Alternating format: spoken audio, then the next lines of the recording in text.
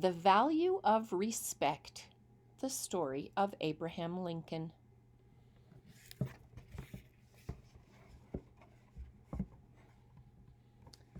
Once upon a time, not so very long ago, there lived a man named Abraham Lincoln.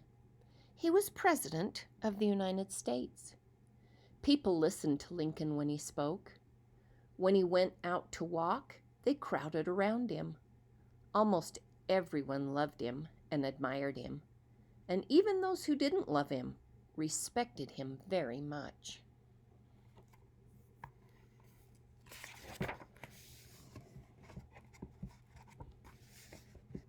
One day after Abe Lincoln and his son Tad had been out walking, Tad thought about the people he had seen crowding around his father. "You know, Father," said Tad, "I hope that someday people will respect me the way they respect you."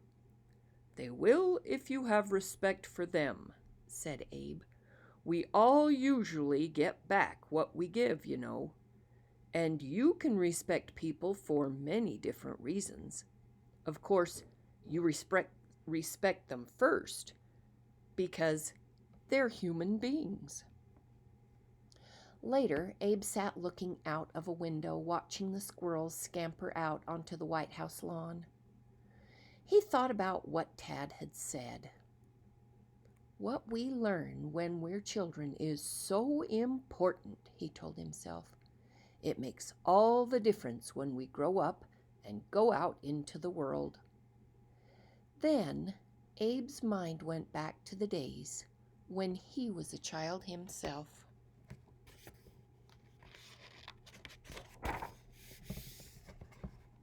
He remembered his mother and father and his sister Sarah, who was 2 years older. He remembered the one-room log cabin on the farm deep in the wilderness of Kentucky, where they all lived together. There wasn't much furniture in the cabin, for Abe's family had almost no money. The soil on their farm was not good. So Abe's father had to spend long, hard hours trying to make his crops grow. Abe's mother worked hard too, looking after her husband and the children. She made all the clothes for the family. Abe grew up so fast that she could hardly keep up with him. "Abraham," she would say, "you grow out of everything. What am I going to do with you?" She tried to sound stern and severe when she said this, but she was really very pleased. She knew that Abe was a strong, healthy boy, happy to play in the woods and help his father with the chores. Sometimes when the sun was warm and the birds were singing, Mrs. Lincoln took Abe and Sarah to play in the stream near their farm. "We're lucky to have the beautiful trees around us," she told them, "and lucky to have the clear stream to bathe in and the fresh air to breathe." "I guess we are," said Abe, "and it's a good thing some things are free. We couldn't buy 'em if they weren't. We're too poor." "Being poor is nothing to be ashamed of," said his mother. "As long as you are honest and you respect other people, they will respect you no matter how poor you are." Abe's neighbors did not live close by. When Abe wanted to play with his friends, he would have to walk a long distance. Sometimes he went off to play with his friend Austin, and sometimes he got into trouble. One day he was crossing a creek using a fallen log as a footbridge, but it had been raining and the log was slippery. Abe's legs went flying out from under him. Abe yelled, and then he landed in the creek with a huge splash. Luckily, Austin saw Abe fall. He ran toward the creek as fast as his legs would carry him. "Hang on, Abe," he cried. "I'll have you out in a jiffy." He found a long pole and held it toward Abe. Abe grabbed the end of the pole, and Austin pulled him to safety. "Do you always go swimming in your clothes, Abe?" asked Austin, as Abe crawled out of the creek. "Aw, stop kiddin'," replied Abe. Abe was cold and dripping. but he had to laugh in spite of himself. Abe might laugh, but his mother knew that there was more to life than just running through the woods. "I'm sending you to school," she said to Abe one day. "It's high time you learned to read and write." This didn't sound like fun to Abe. "Oh, Mother," he said, "hardly anybody around here goes to school." "I know," answered his mother, "but education is very important. No one will ever listen to you or respect you if you can't even read and write." So both Sarah and Abe went off to school, and they had to hike for 2 miles on a dirt road to get there. "My feet hurt," complained poor Sarah. "I sure hope this is going to be worth it." "Me too," said Abe. They soon learned to make the time pass quickly on the way to school and home again. Abe and Sarah talked about the things they had learned at school. Actually, they didn't learn many of the things that children learn in school today. They weren't very comfortable while they were learning either. There was only a single classroom in the log schoolhouse, and the older children sat on wooden benches right alongside the younger ones. There were no windows in the school, and the children had no books to read. How did they learn? Well, they learned by listening to the teacher and repeating what she said. "Now, children," she would say, "repeat after me. C-A-T spells cat." The children repeated the word over and over again.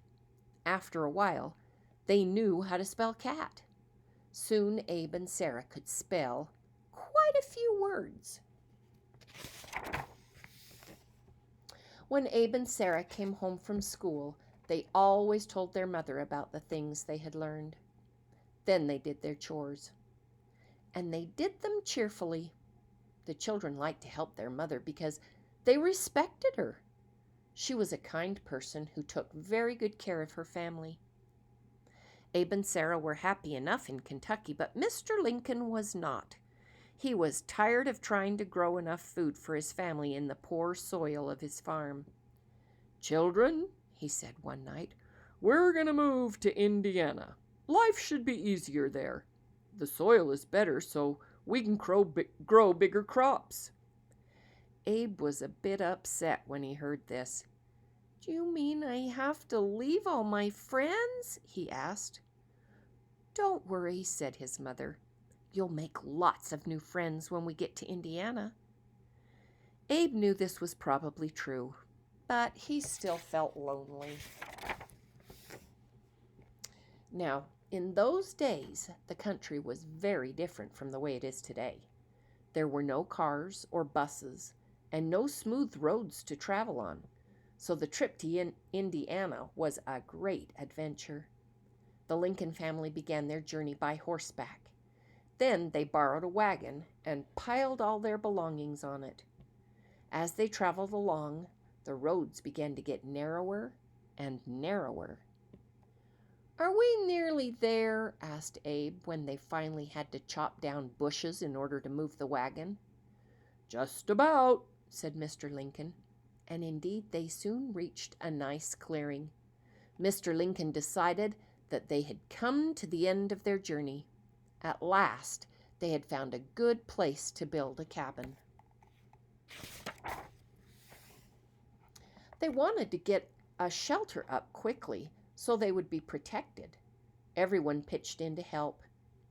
Abe was working as hard as he could when he imagined he saw a squirrel hop onto a tree stump.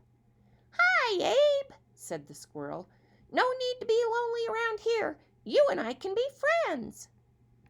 Abe was pretending. He laughed because he realized that the squirrel was just a little creature he had made up to keep from feeling sad about the friends he had left behind in Kentucky. When the cabin was finished, Abe invited his little make-believe friend, the talking squirrel, to move in with him. The cabin was called a half-faced camp because it only had 3 sides. The open side was where the Lincolns built their fires and cooked their meals. "Father says we're going to build a bigger, nicer cabin soon," said Abe, as he and the squirrel snuggled down on his bed of dried leaves. The next year, the Lincolns did build a better cabin, but before they had lived in it long, a great sadness came to them. Mrs. Lincoln died of a sickness that could not be cured in those days. Abe and Sarah were terribly lonely. Mr. Lincoln did his best to cheer them. "Your mother would not want us to sit around being sad all the time," he told them. "She'd want us to keep busy and try to be happy." Abe and Sarah knew their father was right. They did try to keep busy, and there was a lot to do. Water had to be brought up from the nearby spring, clothes had to be scrubbed in a big wooden tub, food had to be cooked in the fireplace, and bread had to be baked in the outdoor oven. The dirt floor had to be swept with a broom made of twigs. Abe and Sarah did their best, but the work never seemed to get finished. Sometimes, long after the sun had set, they were still busy gathering wood for the fire.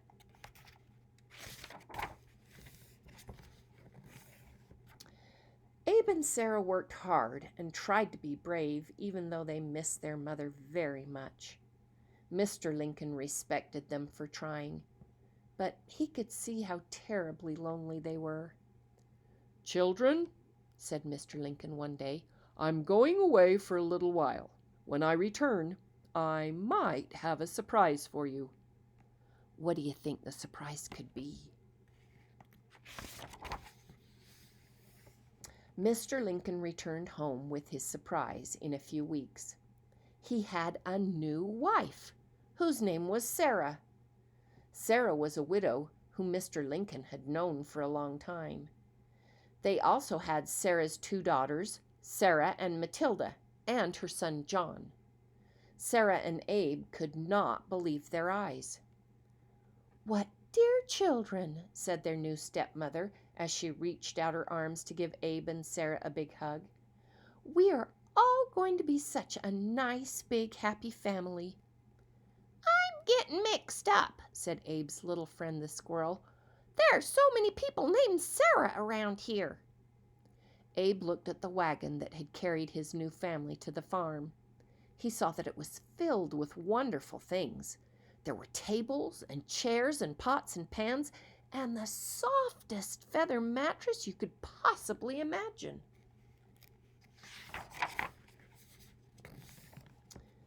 The new Mrs. Lincoln hurried excitedly into the cabin that was to be her new home. She looked at the dust and at the beds that were made out of leaves. She frowned at the broken furniture. "We're going to get rid of all this," she said in a cheery way. "We're going to get rid of all the loneliness, too. From now on, we'll have only bright, happy things around here." That night, Abe slept in a real bed for the first time. He nestled down in a feathery mattress with his head on a soft pillow, and he couldn't believe anything could feel so warm and cozy. "I feel sorry for people who do not have a real bed to sleep in," Abe said to his little friend. The squirrel snuggled down beside him. "I agree," he said in a sleepy little voice. "I'm warm as toast." Time passed joyfully now, and Abe grew older and taller and stronger. He helped his father more and more. He plowed and planted, and he chopped down trees with his double-edged axe. "Wow," said the other boys. "Just look at Abe Lincoln. He's the biggest boy around here. Don't ever get into a fight with him. He could possibly throw you right over a fence." If Abe heard the others talk, he didn't pay any attention. He was much too busy to be thinking about fights. But he was never too busy to show his stepmother that he loved her. One day he came in from the fields, swept her off her feet, and lifted her into the air. Abe Lincoln, you put me down right now, she said. All that heavy work you do may make your body grow, but reading and learning is just as important. They make your mind grow. I'm going to try and get you lots of books so you can read and learn things. Abe soon found that he really enjoyed reading. He sat by the fire at night when the others were asleep, and he read every book he could find. He didn't have paper to write on, so he used a wooden shovel. He wrote on it with a bit of coal. Golly, there's a lot to learn, said the squirrel. You bet there is, agreed Abe.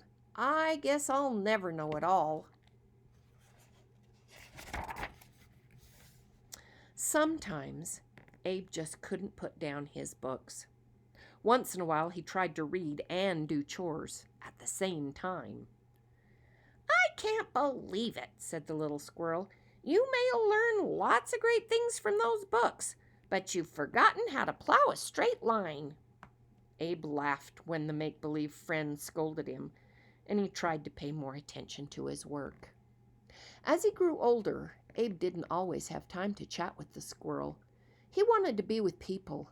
He liked to listen to them and find out what they thought.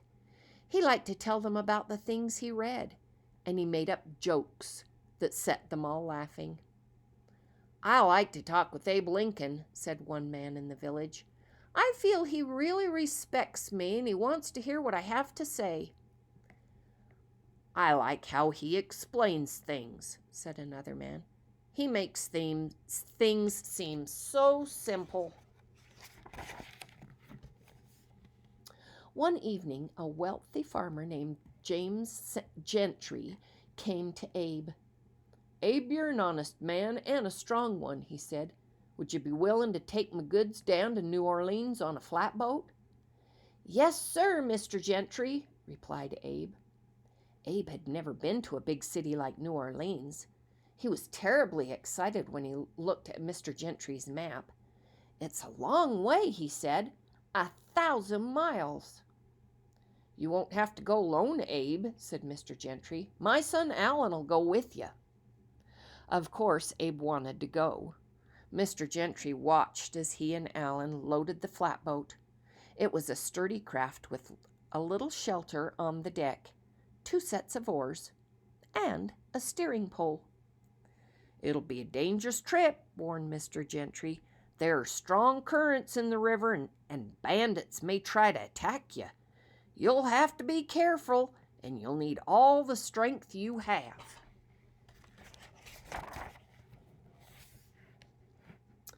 When the boat was loaded with its cargo of apples, pork, and potatoes, Abe and Allen guided it down the Ohio River and into the great Mississippi.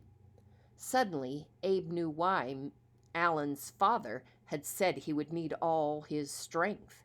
Strong currents caught the flatboat and sent it spinning and speeding down the stream. It was all Abe could do to steer clear of the big rocks that seemed to jump up at them. Easy there, Abe, cried the squirrel. Can't we go a little slower? I can't stay on my feet. When they stopped for the night, Abe and Allen tied the flatboat to a tree on the riverbank. Then they settled down to rest until morning. It was a rough day, said the squirrel one evening. I'm worn out. Tomorrow could be just as bad, warned Abe. But that same night, a new danger threatened them. What do you think it was? River bandits. A darkness fell, and 7 of these dangerous thieves crept out from behind the trees. There's a rich cargo on that flatboat, said one of the bandits, and there are only 2 men to protect it. Come on, they won't give us any much trouble. The bandits rushed aboard the boat, and what do you suppose happened then? Abe jumped up. He grabbed a short stick and he swung it with all the strength he had. The river bandits shouted and yelled. They tried to cover their heads with their arms. "That'll teach you to try and rob us," roared Abe. "Next time, have a little respect," cried the squirrel.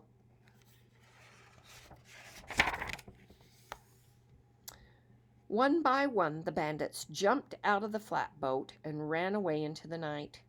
Abe and Allen jumped to the shore and chased after them, but the thieves disappeared into the woods like frightened shadows. "Maybe they'll come back," said the squirrel, "but it wouldn't surprise me if they simply gave up being bandits." "Being a bandit doesn't pay when Abe Lincoln's around," said the squirrel. Allen looked at Abe with a new respect. "You're as strong as half a dozen men," he said. "Maybe," said Abe, "but that didn't stop me from getting a whack on the head." Abe took out his handkerchief and bandaged the cut over his eye.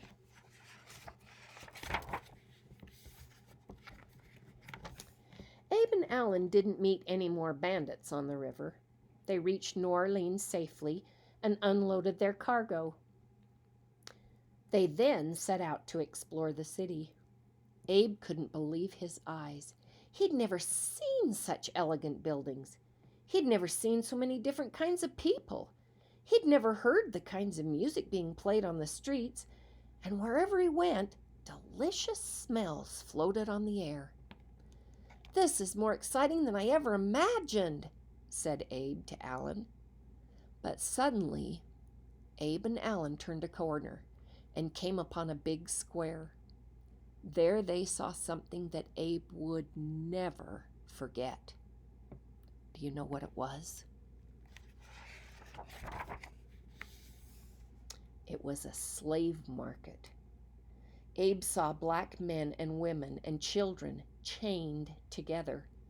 They were being sold, just as if they were horses, sheep, or cows. Of course, Abe had heard about slavery, but he'd never before seen people treated as if they were animals. "Allen, those black people are human beings too," said Abe.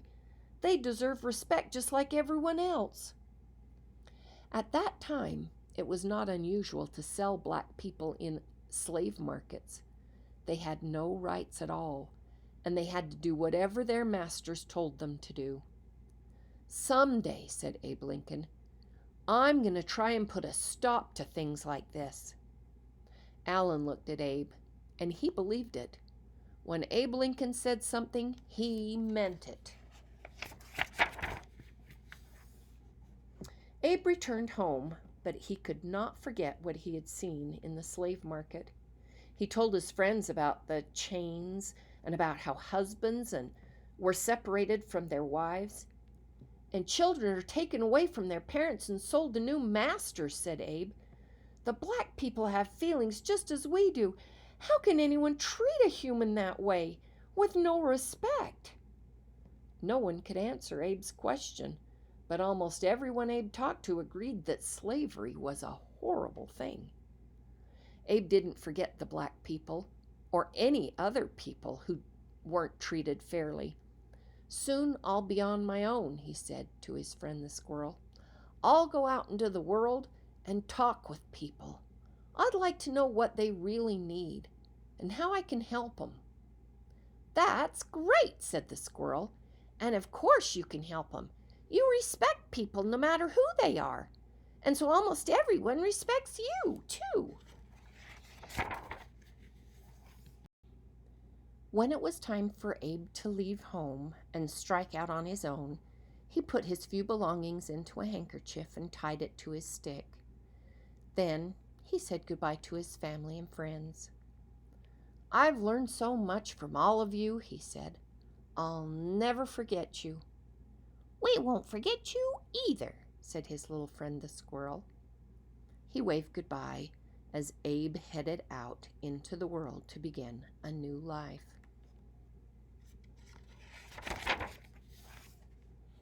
First, Abe headed for Salem, Illinois. He got a job tending store, and at night he studied law books so he could become a lawyer. The people who knew him were sure that Abe would be a great lawyer. "Abe Lincoln cares about people, and he's honest," they said. Abe met many people when he became a lawyer. They respected him because he listened to them. They knew he cared. After a while, Abe was elected to represent them in the state legislature. Now, Abe was really busy fighting for the rights of other people. Later, he got married and had children of his own. There was another election for Abe. This time, he represented the people in the Congress of the United States. While he was in Washington, he showed that he would treat everyone with respect. Later, when a man named Douglas spoke out in favor of slavery, Abe argued against him. He told the people how wrong it was to have slaves. People all over the country now knew of Abe Lincoln. By this time, there was trouble in the country. The southern states said they would form their own country if the northerners would not let them keep their slaves. Could Abe save the country from being divided? The people thought he could. They elected him president. A long war called the Civil War started shortly after he became president. During this war, Abe wrote a famous paper called the Emancipation Proclamation, which freed all the slaves in the United States. Abe Lincoln did save the country from being divided, and he gained the respect of people everywhere, which lasts until this day.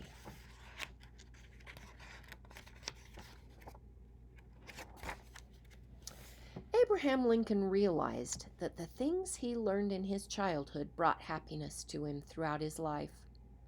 Respect for others and being respected by them made Abe a happy person. If happiness is important to you, maybe you might want to bring respect into your life too. The end.